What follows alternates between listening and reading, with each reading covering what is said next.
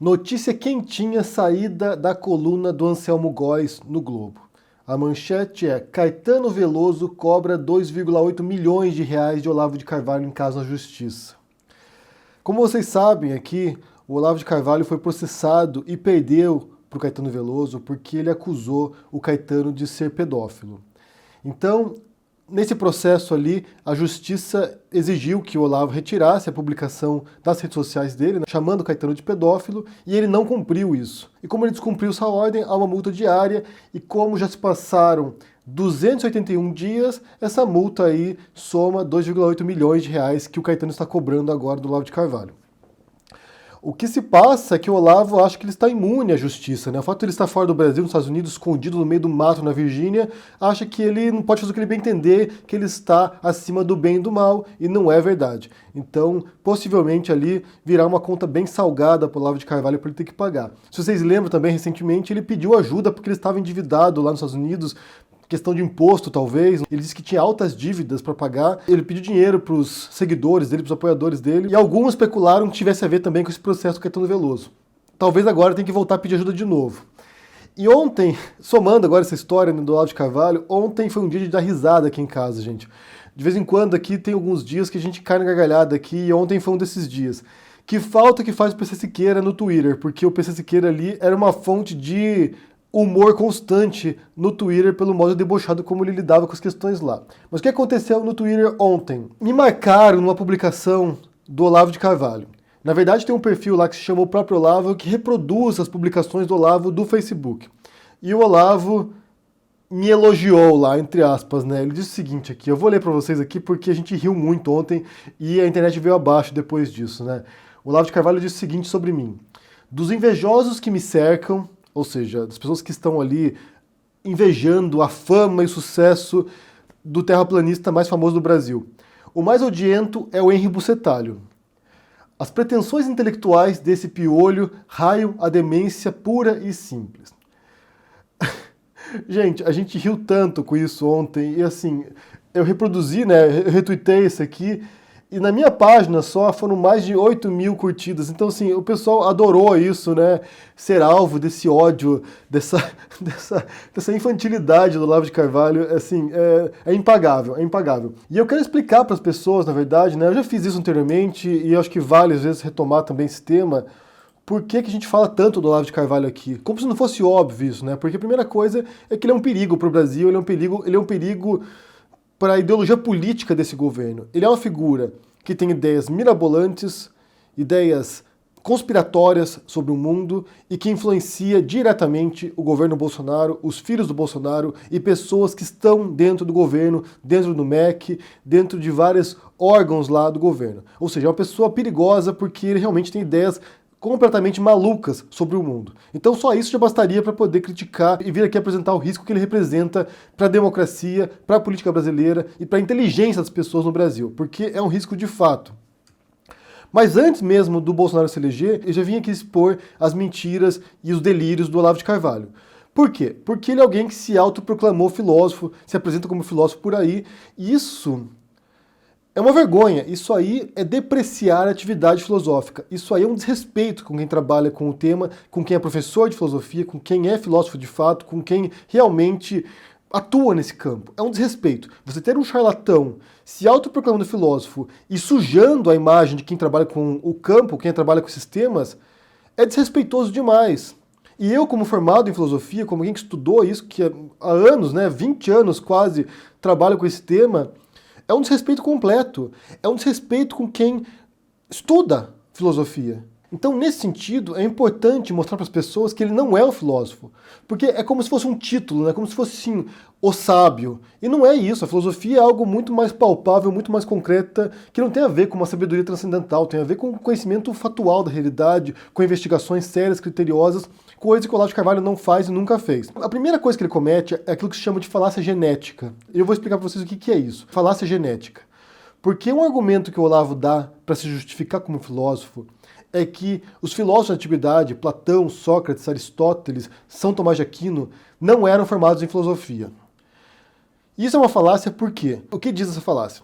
É você tentar buscar no passado, na origem de um termo, na origem de algo, ou no passado de alguém, uma justificativa para hoje, para aquilo ser verdadeiro ou para aquilo ser bom ou ruim. Então, por exemplo, Sócrates não estudou filosofia na faculdade. Sócrates não era formado em filosofia, logo, para alguém ser filósofo hoje não precisa se formar em nada, não precisa ser formado em filosofia. No caso do Olavo de Carvalho, ele não apenas não tem o curso de filosofia, como ele não tem nem o primeiro grau completo, até onde a gente saiba. Ou seja, ele quer justificar a falta de formação dele filosófica, a falta de formação dele universitária, usando como referência filósofos de 2.500 anos atrás. Sendo que na época do Sócrates não havia faculdade de filosofia, não havia universidade de filosofia. O Sócrates não podia fazer um Enem, se inscrever na USP ou na UFRJ e estudar filosofia, porque não existia curso universitário de filosofia. Do mesmo modo como o Hipócrates, o pai da medicina, também não cursou medicina, porque não havia universidade de medicina naquela época. E muitas outras profissões, né? Antigamente você não precisava de um arquiteto para construir uma casa. Você ia lá, pegava os tijolos, pegava umas pedras, montava, empilhava e montava sua casa. Então, várias disciplinas, várias atividades, vários ofícios, 1.000 anos atrás, ou 500 anos atrás, ou até 300 anos atrás, não havia especialização para isso, não havia uma formação específica para essas disciplinas. Eu estou lendo um livro aqui muito interessante chamado The Scientific Attitude, escrito pelo Lee McIntyre, que é um filósofo da ciência, e ele quer explicar a diferença entre ciência, pseudociência e fraude, charlatanismo. Em uns pontos ali ele mostra como a medicina passou por esse processo, né, de se tornar científica, e como antigamente, poucos anos atrás, na verdade 200 anos atrás, qualquer um que quisesse passar por médico podia fazer isso, porque não havia um curso, uma graduação, uma formação para ser médico. E isso mudou radicalmente nos últimos anos, nos últimos 100 anos, 150 anos. Então, se você observar a história recente da filosofia e de várias outras áreas, gente, de várias outras disciplinas no mundo, medicina, física, matemática, história e várias outras coisas, na verdade. Se você observar isso, houve uma tendência a uma constante e profunda especialização dessas matérias, desses estudos. Então a filosofia hoje, o modo como ela é estudada hoje, é muito diferente do que era na época do Platão e do Aristóteles. Por razões óbvias.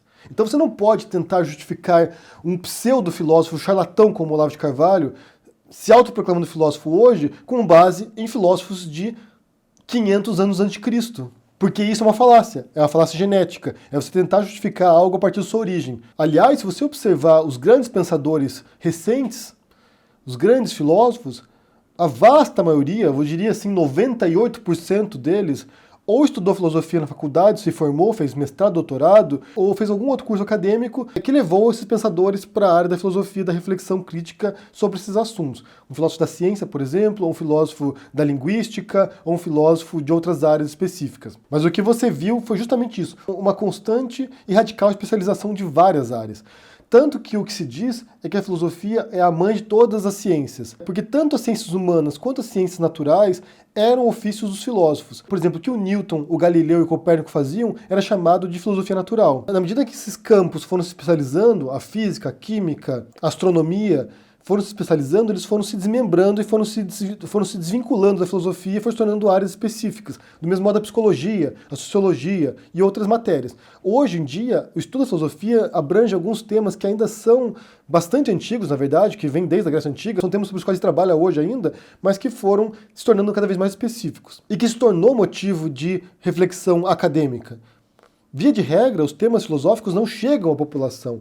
E eu vejo o sucesso, entre aspas, aqui do Olavo de Carvalho, a popularidade que ele obteve, justamente com essa falta de contato que as pessoas têm com o material filosófico, com os livros, com os textos, com os grandes pensadores. Porque quem conhece a filosofia, quem estudou filosofia, no ato vê o Olavo de Carvalho, identifica o charlatanismo dele. Porque aqui a gente pode cometer uma falácia genética também de tentar buscar a origem do termo filosofia, né? O amor pelo saber, o amor pelo conhecimento. Se a gente fosse nos remeter a isso, a gente sabe que o Olavo de Carvalho não tem amor pelo conhecimento. Pelo contrário, ele tem um desprezo pelo conhecimento. Porque o que ele faz diariamente é desprezar o conhecimento científico, acadêmico, filosófico, político. Ele é alguém que está constantemente desprezando o conhecimento, confrontando o conhecimento. Não é alguém que tem respeito pelo conhecimento, amor pelo conhecimento, cuidado pelo conhecimento. É alguém que despreza o conhecimento. É alguém que vem, por exemplo, aqui e diz que a teoria da relatividade do Einstein é uma empulhação elegante, nos termos dele, porque ele não entende o que o Einstein diz. Ou seja, eu não entendo, eu sou um ignorante em física, eu sou um ignorante na teoria da relatividade, eu não consigo entender o que o Einstein diz, logo isso é falso. Ou seja, é um desprezo pelo conhecimento. É uma incapacidade de respeitar o que as pessoas dizem. E o modo como ele trata os filósofos também, e os textos filosóficos, demonstra essa falta de respeito pelo conhecimento. Porque se você, aluno do Olavo de Carvalho, vê o Olavo falando sobre Kant, por exemplo, ou sobre Nietzsche, ou sobre Heidegger, ou sobre Foucault, e você for lá e consultar o material desses filósofos, você vai perceber que o Olavo não entendeu o que ele disse. Ele não entendeu o texto filosófico. Então é um desrespeito não apenas ao conhecimento como um todo, mas também ao conhecimento filosófico, aos textos filosóficos, aos autores de filosofia. Porque ele não compreende o que ele lê, ou se compreende e distorce para poder, sei lá, por algum objetivo particular dele, indistinguível nesse momento. Eu vim para foder com tudo. É só isso que eu quero. Eu não quero fama, não quero dinheiro, não quero cargo público. O que eu quero mesmo é foder com tudo. Então ele não apenas não é alguém que ama o conhecimento, no caso um filósofo, alguém que tem respeito pelo saber, como é alguém que é anti-conhecimento. Ou seja, ele é um anti-filósofo. Ele é o oposto do que é o ofício do filósofo. E outra coisa que as pessoas alegam também é que para você ser filósofo você tem que ter uma teoria filosófica. E essa é outra bobagem de quem não conhece a história da filosofia e a história do pensamento. Porque existem correntes filosóficas que não têm teoria. O Sócrates, por exemplo. Se você lê os diálogos platônicos, você vê que o Sócrates não tem um corpo teórico. Ele é alguém que está buscando uma resposta e ele não encontra. Geralmente os diálogos platônicos acabam numa falta de respostas. O ceticismo é uma corrente filosófica que não tem um conhecimento formado. É uma crítica de certezas absolutas. É a suspensão do juízo sobre certos dogmas teóricos para os quais a gente não tem uma resposta definitiva. Então existem correntes filosóficas que não têm teoria formada. Algumas têm, e os céticos chamam essas teorias de dogmáticas, porque é um corpo fechado que tenta explicar o mundo, e existem correntes que não são dogmáticas. Então não é uma justificativa para tentar explicar a filosofia, entre aspas, do Olavo de Carvalho. Então a crítica ao Olavo de Carvalho, que já vem antes dessa influência que ele tem ideológica sobre o governo, é porque ele é um desrespeito à filosofia. Ele é um desrespeito com quem trabalha seriamente com o tema. Um professor de filosofia estar associado ao Olavo de Carvalho é uma vergonha, é uma vergonha. E só uma observação aqui, o fato de eu criticar também a popularidade do Olavo de Carvalho não quer dizer que a filosofia não possa ser popular. Embora ela seja uma atividade acadêmica bastante específica, com jargões, com termos muito próprios, com um trabalho muito específico sobre o passado, sobre a tradição, sobre o texto, não quer dizer que ela não possa ser popular. Em alguns momentos na história da filosofia, você teve autores bastante populares. Por exemplo, o Sartre, o Camus, a Simone de Beauvoir, o Foucault mesmo, são autores que conseguiram transcender os muros da universidade e chegaram até o público, chegaram até a população que adota essas ideias. O existencialismo, por exemplo, foi uma corrente muito popular fora da universidade. Isso acontece às vezes, mas é exceção, é raridade. Atualmente mesmo que você tem um ofício dentro dos muros da universidade por causa da própria especificidade do tema.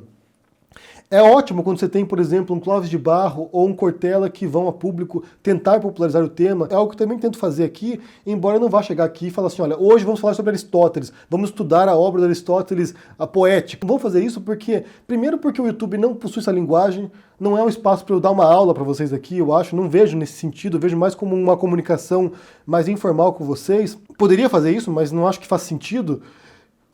E por outro lado, a gente pode utilizar a reflexão crítica filosófica para compreender certas coisas que se dão hoje. Então, quando eu venho aqui, por exemplo, a gente trabalha sobre o Bolsonaro aqui, alguma coisa que o Bolsonaro falou, fez ou disse. A gente trabalha sobre a questão ideológica disso, isso também é um trabalho filosófico. Talvez não estejamos analisando um texto de um autor, tentando entender a partir de uma obra específica de um autor, mas a gente está fazendo um trabalho crítico filosófico de reflexão sobre o mundo. Mas, evidentemente, isso está calcado na tradição filosófica, porque o trabalho do filósofo é um trabalho de diálogo com a tradição. Então, ou você se inspira e se fundamenta no passado, ou você trabalha em oposição ao passado. Então, tem algum autor do qual você discorda e você vai trabalhar em oposição a isso, tentando mostrar como ele está errado. Então, é um trabalho dialético nesse sentido de teses e antíteses. Mas, como eu disse, o problema do Olavo é que ele é anti-conhecimento. Não é porque ele tem uma teoria própria, não é porque ele tem uma compreensão particular do mundo, é porque ele desrespeita o conhecimento, ele desrespeita a realidade, ele desrespeita os fatos, ele propaga teorias conspiratórias, ele propaga mentiras. Por exemplo, nesse caso do Caetano Veloso, ele vai lá e propaga uma difamação contra o Caetano Veloso, que ele faz constantemente. Bem, ele fez comigo também ontem, ele disse que eu tinha relação, ele insinuou que eu tivesse relação com os hackers russos que invadiram o Brasil Paralelo, sabe? Umas coisas assim, uns delírios que são claramente mentirosos, ele sabe que é mentira, então ele vai lá e desrespeita a realidade para fins pessoais dele, de promoção pessoal. E essa é uma postura anti-conhecimento e anti-filosófica, porque basicamente a filosofia é um respeito pelo conhecimento. Então essa implicação, entre aspas, com o Olavo é justamente porque é alguém que põe o nome da disciplina, põe o nome da atividade, põe a carreira de professor de filosofia, filósofos, na lama.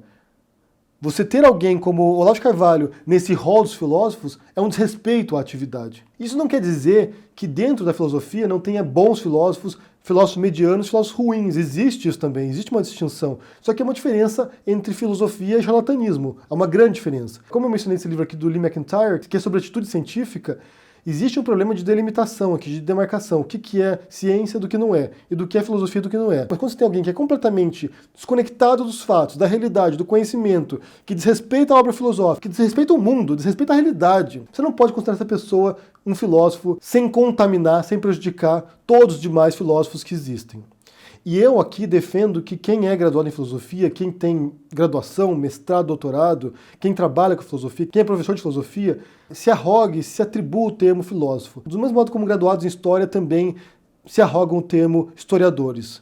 Porque é importante que a gente busque esse termo pra gente, porque na minha percepção, pessoas como Olavo de Carvalho, eles brotam nesse vácuo. Você tem esse vácuo, você tem esse vazio de pessoas que têm um certo receio de se atribuir o termo, né? Eu não sou filósofo, sou um professor de filosofia.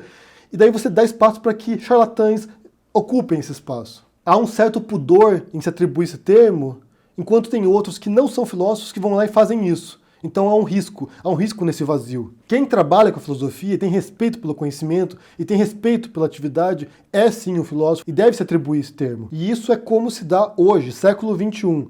Na época do Sócrates era outra coisa. Século XXI é diferente. É como são as coisas. A gente até pode questionar se isso é válido ou não, podemos, mas é como se dá hoje. Inclusive, para vocês perceberem esse desrespeito ao conhecimento do Olavo de Carvalho, eu vou deixar aqui em seguida nesse vídeo aqui. Se vocês quiserem rir um pouco aqui, dar umas gargalhadas, vou deixar aqui algumas frases do Olavo de Carvalho que são completamente absurdas e que demonstram a falta de compromisso que ele tem com a realidade, com o conhecimento e com os fatos e com a coerência do pensamento. Então vamos rir um pouquinho aqui, assistam. Sempre que eu gravo um vídeo aqui falando do Olavo de Carvalho, criticando as besteiras absurdas que ele diz, aparece um monte de gente aqui pra falar assim, mas você só critica o Olavo, só tira sarro do Olavo, mas você nunca refuta o que ele diz.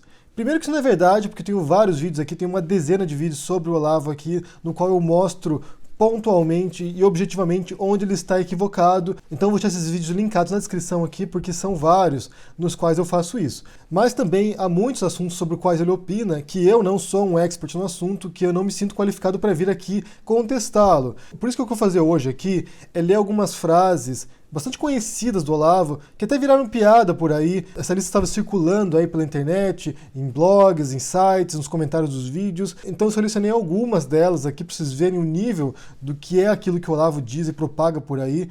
Algumas dessas frases são criminosas, na verdade, porque incentivam comportamentos de risco, incentivam comportamentos que podem matar as pessoas. E vou deixar também alguns artigos e alguns vídeos que mostram como ele está equivocado. Então vamos começar com essas frases que são bizarras mesmo.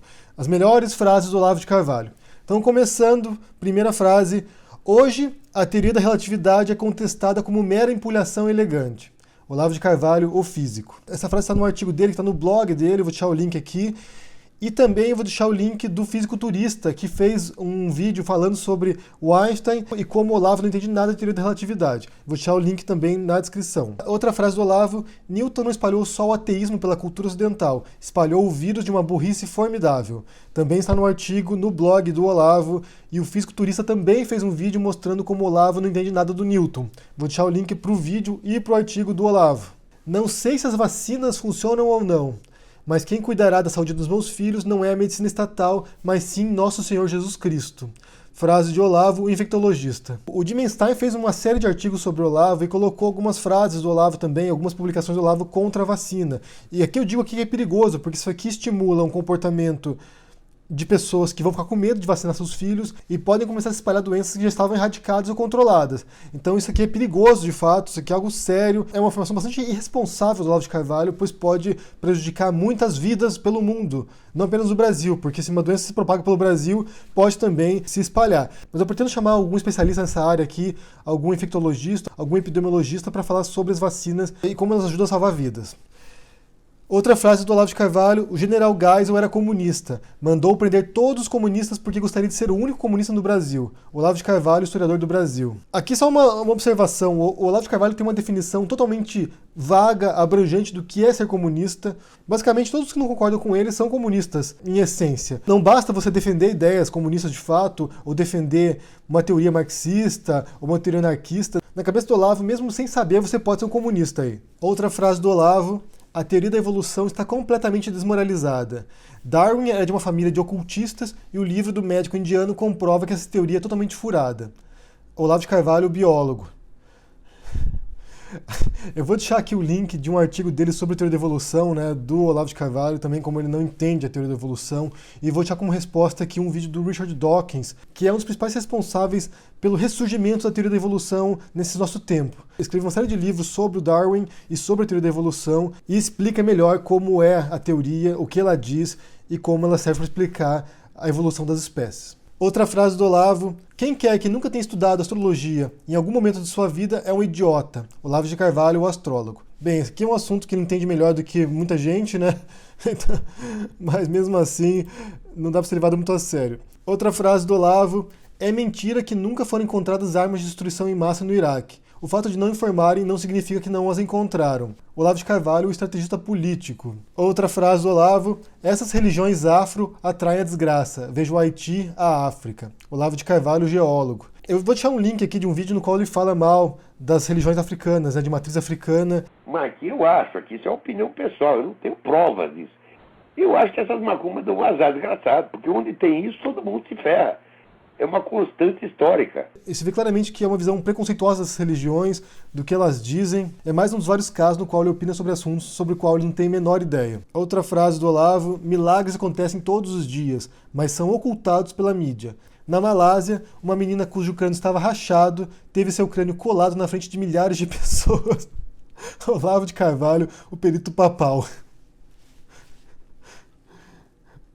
Na ditadura militar, havia eleições democráticas e não havia censura. Existe muito mais censura hoje do que no tempo da ditadura militar. Olavo de Carvalho, jornalista. Essa frase aqui eu já ouvi num vídeo no qual ele diz que está sendo perseguido, que hoje em dia tem mais censura, tem mais perseguição às pessoas do que na época da ditadura. Inclusive eu fiz um vídeo resposta a isso, vou deixar no link também na descrição. Outra frase do Olavo: o método científico é o pior método para se descobrir qualquer coisa. A humanidade está bestificada pela ciência. Como os santos percebiam a existência de Deus sem a ciência? Eu sinto também os desígnios divinos pelo instinto e não pela ciência. Olavo de Carvalho, o especialista em direito canônico, informando que Deus conversa diretamente com ele e que os cientistas são burros. Aqui você vê também o traço do anticientificismo do Olavo, né? Desse medievalismo tosco que ele defende, atacando a ciência, atacando o método científico e defendendo uma visão aí analógica da realidade, né? Através do instinto, através de inspiração divina, sei lá.